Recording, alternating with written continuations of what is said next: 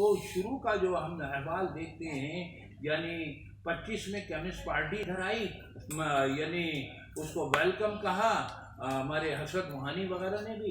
اچھا، وہ انہوں نے طبقات کے حوالے سے بات کی. وہ آخر تک آپ کی ترقی پسند تحریک جو تھی رشین نیریٹو پر رہی. اس کے اندر انڈین نیریٹو جو ہے، وہ جو شروع کے لوگ تھے سجاد ظہیر وغیرہ اور یہ بننے بھائی اور یہ سارے جتنے بھی معاملات تھے، وہ کہیں کہیں تو آ گیا، ورنہ رشین نیریٹو رہا. مماثلتیں دو جگہ میں ہو سکتی ہیں. بھائی دیکھیے نا، آپ کا چٹاگانگ میں بھی جو ہے چائے پیدا ہو رہی ہے اور سری لنکا میں بھی ہو رہی ہے، لیکن زمین کا جو فرق ہوگا اس کی چائے کی کوالٹی میں تو ڈفر کریں گی نا بھائی معاملات، سمجھے. اچھا، تو اب آپ نے یہاں کیا کیا کہ یہاں کے جو طبقات تھے ان طبقات کے حوالے سے تو بات ہی نہیں کر رہے. اچھا، اگر بات کرتے آپ تو کلیدی زبان جو ہے نا، آپ نے استعمال کی کلیدی زبان ترقی پسندوں کی انگریزی تھی.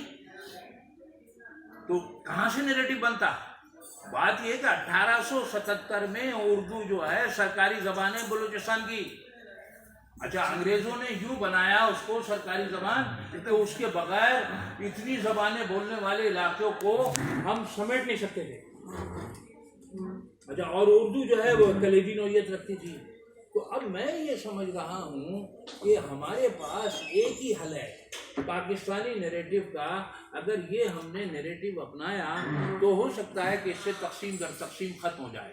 اچھا، میں گمان یوں کر رہا ہوں اس بات کو کہ ہم یہ کہتے ہیں کہ ڈھاکہ جو ہے فال جو ہوا ہے وہ اردو کے چکر میں ہوا ہے. یعنی